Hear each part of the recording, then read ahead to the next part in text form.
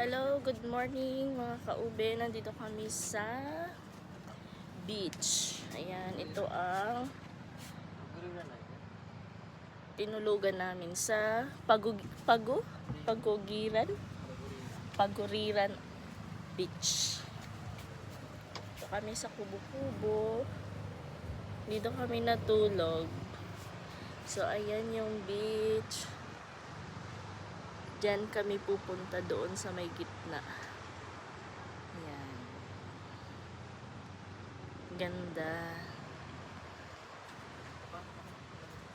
6 AM kaso maulan. Maulan ang panahon.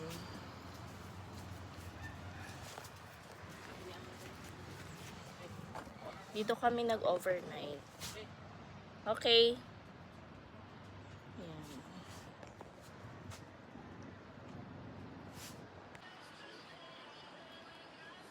Ayan yung mayon.